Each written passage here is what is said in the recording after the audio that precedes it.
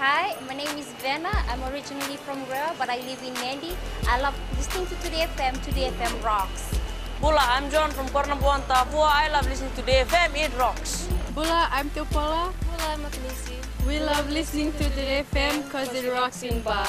Hola, my name is Isal. I've been listening to Today FM. Today's hit music on Today FM.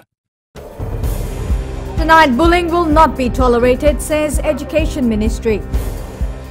Film Fiji seeks out more international productions. And village bylaws consultations move north. From the studios of FBC Suva, Amrita Sagar. Prime Minister Vorange Bainimarama has called for a weekend of prayer and reflection from next Friday as Fiji prepares to commemorate the anniversary of Tropical Cyclone Winston. The Prime Minister says the thoughts of the entire nation, 12 months on, will be with the families of those who lost their lives. February 20th will mark exactly 1 year since TC Winston. Bainimarama is calling religious bodies to make appropriate preparations for the weekend of remembrance, which will begin next Friday and continue through to the anniversary itself. The Prime Minister says every Fijian should reflect on the tragedy and the pain caused by the loss of life and widespread devastation. The proposed village bylaws has received majority support from the province of Maduata. A consultation was held in Lambasa today, where the village headmen and Tikina heads made submissions on the new law. Eleanor Turangai View reports the committee has so far conducted consultations in 5 provinces. Almost all of the 12 Tikinas in the Maduata province today declared their support for the proposed village bylaws as they made their submission to the Itoke Affairs Board Consultation Committee. To express and thank the roles of the village headmen that discussed in the village bylaws today. I haven't discussed each individual section of the draft bylaw, and I request you say, give us another year to scrutinize the provisions because you do not know the reality. We know. I really enjoyed the event that occurred today. It enlightens the village headmen on what actions to take. Permanent Secretary for Itoke Affairs, Naipote Katoni Tambua, says the village bylaws aim to protect and preserve traditional Itoke villages as well as its protocols. We're just reactivating the structures that have been there. And we hope that people will take that into that perspective. There's been numerous requests for the quick implementation of the village bylaws, with some villages already executing it. We need to consult first. We cannot fast track this. We need the people in the villages to take ownership of this law. Anyone who breaches the village bylaws will either be fined or given work to do in the village. The committee will be in Bua on Monday. This first round of consultations will end in April, and the implementation of the village bylaw will then rest with the Itoke Affairs Board. Eleanor Turangai, FBC News. Film Fiji will this year focus on developing infrastructure which is vital to the industry. Chief Executive Dallas Poon says this will add to the attraction of Fiji as a filming location. Anna Ravulo has more. Film Fiji is not only looking at how the economy can benefit from film productions, but also planning to train locals who are interested in acquiring the various skills for filmmaking. We're trying very hard to work with all the authorities and improve the simplicity and logical processes so that filmmakers find it easy to film in Fiji. Foon says they want to better their performance from last year after raking in $43 million pumped directly into Fiji's economy. He says this will not be easy given the many challenges faced in 2016. The biggest challenge was due to the fact that we had 3 major productions from 3 major studios film at the same time in Fiji. So we made sure that they were in different parts of the country so that we placed as less a stress on the infrastructure as possible. But however, because we are a young industry, we face the challenge of trying to distribute the number of resources, the skill and the services available. 56 films and TV shows were shot in Fiji last year. 8 of these were under the government's tax rebate scheme. Film Fiji says it'll have to work very hard to get more movie houses fly over in 2017. Anna Ravulo, FBC News. After decades of having to walk long distances, people in Tomoningyo Tailevu finally have a reliable water source. This is after the Water Authority provided the village with 14 water tanks under the rainwater harvesting scheme. Anna Ravulo once again tells us more. Worrying about water daily will be a thing of the past for the village of Tombuningyo. Village headman William Evulawalu says these water tanks will make their life easier. This is a big change to the village and villagers. I used to worry about how the villagers would get water, but since the tanks are now here, villagers can use as much water as they need. Villagers previously had to walk through the forest and over hills to fetch water every day. Water Authority Chief Executive Opeta Ravai says in cases like this, they are only able to help on a community level and not individual homes. There are about 375 villages that have been pre-selected by the Commissioner's office to capitalize on this program. But they need to register water committees. That is the number one criteria. We will only deal with water committees, so they need to register with the Commissioner's offices. Ravai says they will continue to help villagers as government has allocated more than $5 million for free water tanks. Anna Ravulo, FBC News. Still ahead, Police Commissioner begins divisional tour. And successful Fijian profiles a man who chose farming over a white-collar job.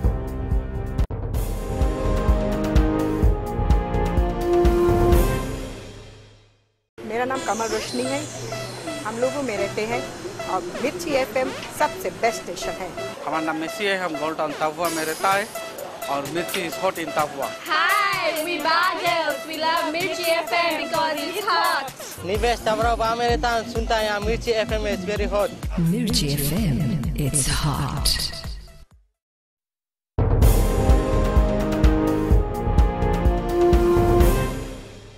Commissioner of Police Brigadier General Sitiveni Gilho has begun his divisional tour of all police stations and community posts.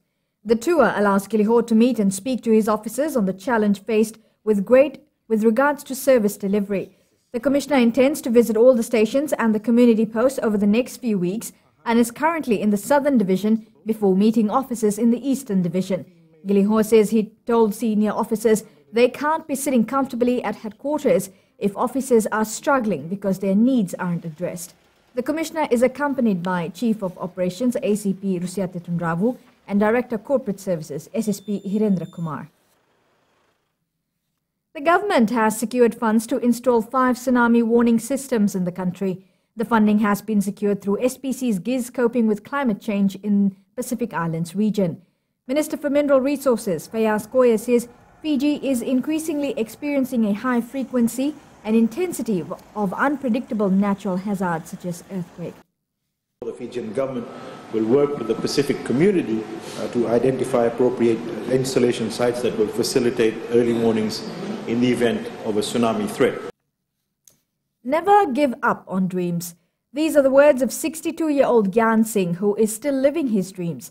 Tonight's successful Fijian is a man who gave up on a lifetime opportunity to venture into farming. And despite challenges which came his way, he never gave up. Pranita Prakash with his story.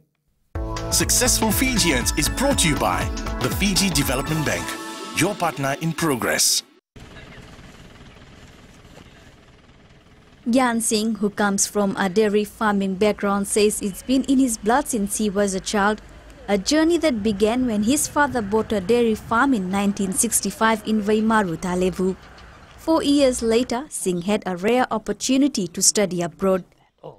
In 1970, I was offered a scholarship to go to New Zealand, and I declined that scholarship to take up dairy farming seriously. And in 1965, our production was 10 to 15 liters. But in 1972, I managed to reach about 450 liters per day. Singh went to Canada for a few years in the 1980s, but his passion for dairy farming brought him back to his birthplace, starting from fresh. By early 80s, that farm was producing about 2,800 liters per day. And in 1984, my dad transferred me from the farm to our family shop in Corbo. And I was very successful in my business. And I quit business, family business, and I went to Canada for a few years, and I came back. And since my hobby was in dairy farming, I started dairy farming in here. His passion for dairy farming took a hit last year with many heads of cattle lost to disease, forcing him to venture into subsistence farming. Just last year, I was really affected with TB, and that really broke my heart since I raised all the cattle on this farm. And but it didn't stop me from farming.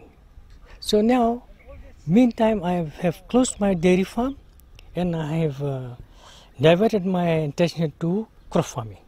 Despite struggles, the father of 3 considers himself successful. My dad just gave me an option.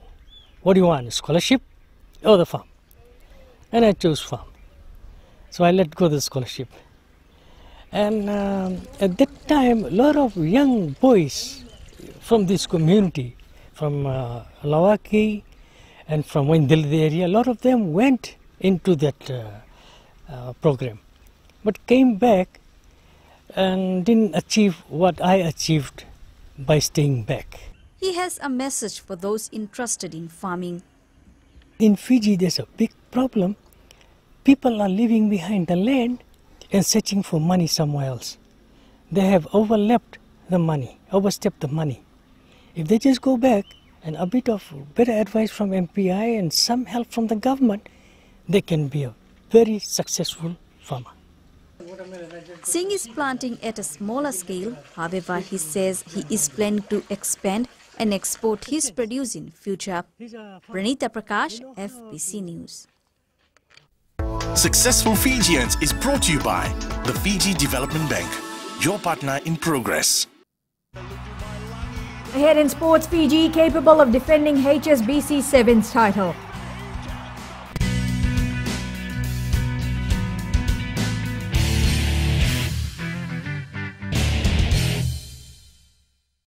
I'm Nico Baldapanroka here in Jackson, Fiji. I'm from Monedake, Fulanga in Low. Love listening to Bull FM, especially when I'm stressed and tired at the end of the day. Love Bull FM. Talk about in Bull FM. Setsa. Nadango Leonard Tulib, au what you to go in ba, and the Talita na parong and Bull FM, Balatin Nabantu and Ser. Bull FM, number 2 and Ser.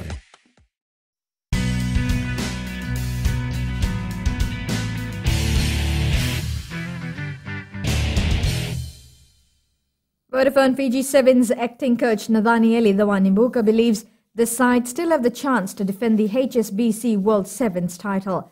Dhawanimbuka says the Fijian side has a lot of young players that will grow in the series. He says they will review a number of games from the Wellington and Sydney Sevens as the team prepares to play in the Las Vegas Sevens. He adds they will have to ensure that the players are on track to accomplish the job to be done in Vegas. We've set ourselves high expectations and we're demanding that performance from us, but we can't do that if we don't prepare well. So the next 2 weeks is something we're looking at to really put in those preparation and the hard yards in training to ensure that the boys can perform come Vegas time.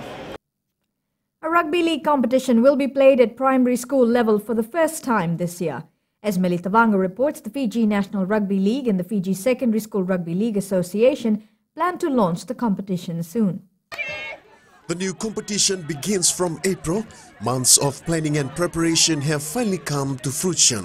With the engagement of the secondary school officials, the teachers, and the Fiji National Rugby League, we are hoping to allow these skills to trickle down to the primary schools. The Fiji National Rugby League have done coaching clinics in various schools around the country in trying to expand the sport. So many coaching clinics around Fiji, even to the north. So we are trying our very best to try and engage all the primary schools. FNRL Chief Executive Timothy Nalemba says with the introduction of the primary school competition, Rugby League will be well established in the years to come. We're going about primary school at a very cautious but a thorough process. So by next year then we would be able to at least expand it a bit and make sure that we have the coaches ready to coach our primary school students. We cannot really get primary school off the ground if we don't have the quality and skilled coaches to look after them. Nalembo adds they will ensure that they will use the first season as an awareness and educational platform for primary school players before going big next year. Melita Wanga, FBC Sports. Former New Zealand forward Sione Lauaki has died at the age of 35. Lauaki is understood to have suffered kidney problems. Ireland recorded its biggest ever Six Nations victory, smashing Italy 63-10 in Rome on Saturday, running in 9 tries and earning the tournament's first attacking bonus point. The 2015 champions rebounded from a narrow loss against Scotland last week in Murrayfield and earned their 4-try bonus point in barely 30 minutes. Ireland next play France in Dublin. Meanwhile, in the other match, England beat Wales 21-16. Teammates from South Africa's 1995 World Cup winning squad carried the coffin of Joost van der Westhuizen into his memorial service yesterday in front of several hundred mourners.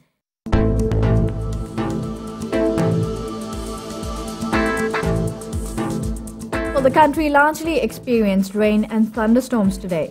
There is an active trough of low pressure slowly moving over Solomons and extends southeastwards over Vanuatu, Rotuma, Fiji and Tonga.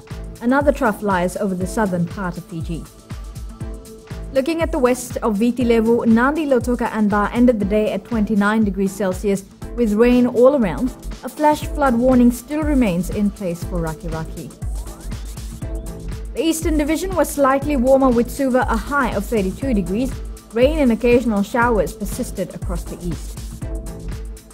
Now the north was no different. More rain throughout the day and Lambasa had a low of 28 degrees. For tomorrow, rain and strong winds will persist over the group, while warm temperatures are forecast for all major centres. As for Tuesday, occasional showers are expected over most places. Northwest winds 20 to 25 knots, gusting to 35 knots and rough to very rough seas are expected. For mariners, a strong wind warning remains in force for all Fiji waters. West to northeast winds 25 to 30 knots, gusting to 40 knots. Rough to very rough seas once again. Moderate northerly swells, poor visibility in areas of heavy rain and thunderstorms. The next low tide is at 2:01 a.m. tomorrow. High tide is at 10:30 a.m. Recapping the main stories. Education Ministry says bullying will not be tolerated. Prime Minister calls for prayers to mark the first anniversary of Tropical Cyclone Winston. And Film Fiji seeks out more international movie productions. For these stories and others, you can tune in daily to our sister radio station, Gold FM. To the poll question. This week, with 19 fires so far this year, we're asking are Fijians taking fire safety seriously? Visit our FBC website to answer. You can always send us newsworthy pictures and videos on email, citizenseyes@fbc.com.fj, or share it with us via our Facebook page, FBC News. And you can also follow and tweet us your news tips at FBC News or simply hashtag FBC News. Until next time, good night.